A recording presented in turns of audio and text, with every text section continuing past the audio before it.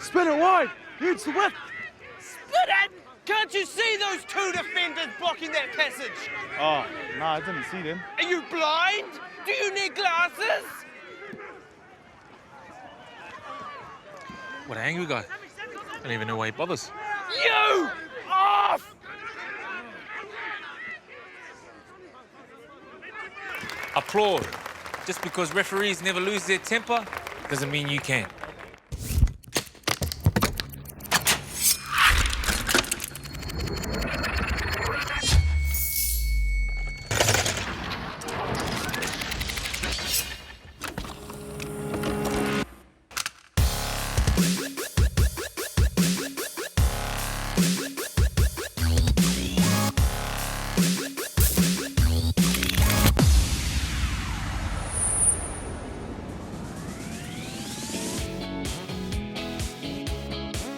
Hello and a very random welcome to Random Rugby TV. First up we have the best female sevens player in the world, Portia Woodman. Is it any wonder she's so good? Her father and uncle were All Blacks and her auntie was a Black Fern. It was destiny.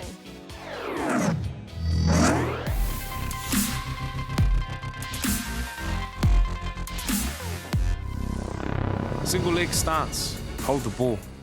This exercise improves leg muscle coordination and balance. Here's how it's done. Start by standing on one leg and holding the ball in front of you in both hands. Bend your knee and hip a little so your upper body leans slightly forwards.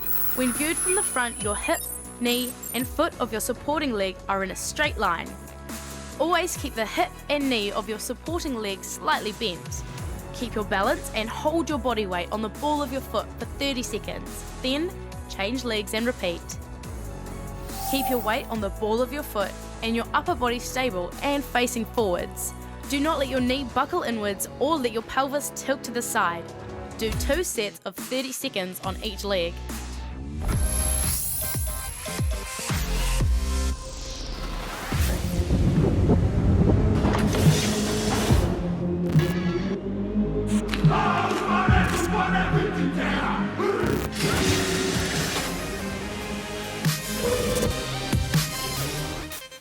Hello and welcome to Rugby the Way It Used to Be, Australia versus New Zealand. I'm James McConey, with me Scotty Stevenson, and we're in Auckland, but not where you think. It's the Epsom Showgrounds, which is basically Green Lane, and out come the All Blacks. It's a kind of a weird one, really. This is where they normally have wood chopping now for the Easter show. Well, they're chopping all right, and they're making their tackles. Look at DB Clark, he gets us underway. He would go on to score 4 penalty goals in this game. Very polite golf clapping going on as well. Very hard game to score tries in for the All Blacks, this one. I tell you what, it would only take one swing of the axe to level those posts. They're pathetic. Look at this move. This is nice. That's Lenine and Walsh combining, and I tell you what, that combo was fantastic back then. It sure was. Straight through the guts goes Colin Meads, but that player's shut down. And Australia tried to run it from everywhere in the match, but it was hard for them to get points in this one, Ginny. Hard. Yeah, they were a strange team, Australia. They didn't really know what they were about. They were making up the numbers back then. Look at the scrum. Ponty's going to come around to feed this. This is scrums the way they used to be. Straight through the lock's feet. And again, look at the combo on the back line. And another great step from McMullen. Feeds Lenine, looking for the corner, but the All Blacks will be denied again. That's the old school line out, kids. That is a line out right there. Australia run again. Have a look at the tackle coming up from Don Clark. Ooh, eat it. And that's the end of that. Oh, yeah, I mean, binoculars, good idea, but it looks like you actually got someone directly in front of you, sir. That's very true. Colin Meads for the corner, and Colin Meads gets the try. Crowd going wild. They are, and it packed in as well. It's so jam-packed back then. Don Clark just was a weapon. He could kick it from anywhere, Don Clark. 1 conversion, 4 penalties for the great DB Clark in this game. Australia getting on the board. They're a long way behind on the score sheet. Can they get a try to finish? I don't think they'll do it here. Will they? Yes, they will. No! Touch judge says no. And he's Australian. Oh, really? He is indeed. The honour code. That's right. You'd have one of your reserves running the line. No one jumped in line-outs in these days. Look at this for a kick pass. Have a look at the power and the pace here from Australia. And what I want you to really look at, James, is how the crowd reacts to this. Australia's one try in the game, and arguably it's a beauty. It is. This is the one thing they were capable of, is just doing weird stuff. Look at that, that's a New Zealand crowd, they love it. Every second of it. There's the conversion. Not going to be enough though. Have a look at the scoreboard here, Epsom Showgrounds. Lift your scoreboard game. End of the match, 17-8, and the kids on the field. We're halfway through our show, so that means we're 50% through. That's for all of you who failed maths, but that's okay, maths wasn't my best subject. But I did a lot of tennis times tables, 15, 30, 40, that sort of thing.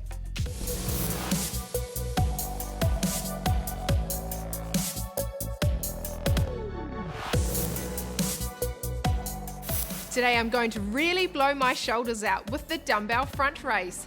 Strong shoulders are a must in rugby, especially for smashing guys in the tackle. The keys are: stand tall with your feet hip width apart. As you exhale, raise your arms up in front of you. Then inhale and slowly return the weights to the starting position. Lower them slowly and with control. Don't use momentum, focus on controlling the movement. Remember, before you do any weights, ask a professional about which program is right for you.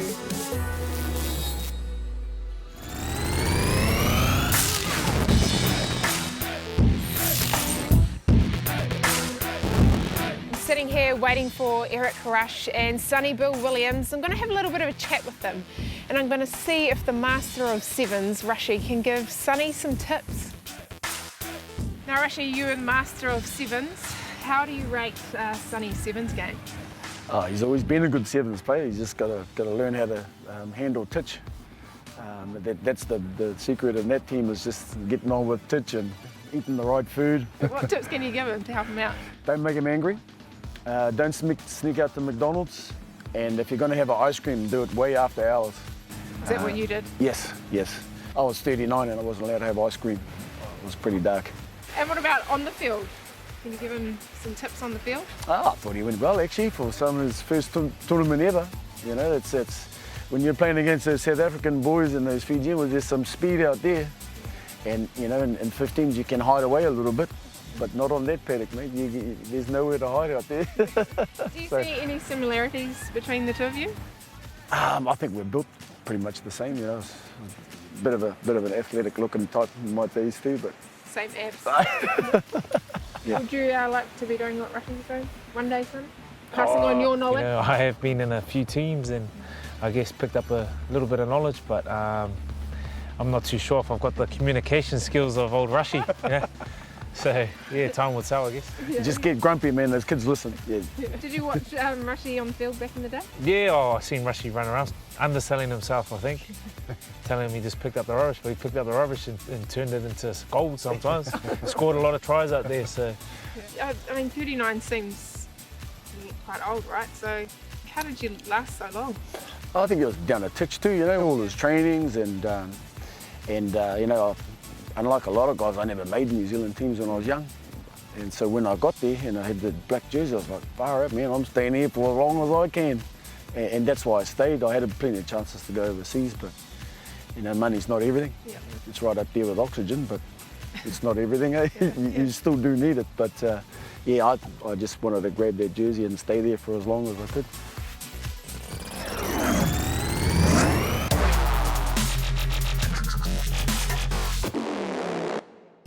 Look, Gail, I know you like R&B, but pop is way better. No way. Hell to the no.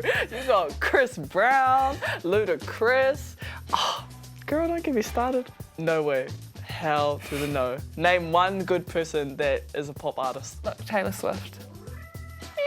She's okay. I bet you she can dance better than any of your R&B singers. Have you seen Chris Breezy dance before? I know you have. He's all right. It's not that great. She's way better. Oh my God. Okay, I'm just gonna say, like, R&B is way better than pop. I'm sorry, you can't compete with R&B. Well, I just have to disagree with you because, you know, we've got Justin Bieber in pop. You don't have Justin Bieber. The Bieber is nothing. Honestly, Chris Brown, one of the... Michael Jackson. Michael Jackson. Wait, no. No, he had a bit of confidence. He's the king of pop. Oh, that's awesome. Okay, I'll let you win that one. You totally won that. Superman is so much better than Batman. No way, Batman's got a way better costume. A better costume? Superman's got the cute little undies, and he's got the big S, which I've just found out means hope, where he's from. And he's got the X-ray vision, like bzz. Nah, no way. Batman wins all black. We wear all black. Good point, but Superman can fly, and I feel like I'm flying when I run down the sideline. But Batman has a way better car than Superman. Superman doesn't even need a car. He's like super fast. He can just like, if you want a cup of coffee from Brazil, he'll just be like, "Zoo, zoo," and you got it. But Batman's way stronger than Superman. He's got way better abs. I've never seen Batman's abs, but I have seen Superman's, and they're pretty good. And there's also like a Supergirl show now. But Batman doesn't need another girl. Batman's Batman. He doesn't need any help. Well, like Superman does. I think you just put the nail in the coffin, because if he thinks he doesn't need a woman, he's just, sorry, everybody needs those in your life.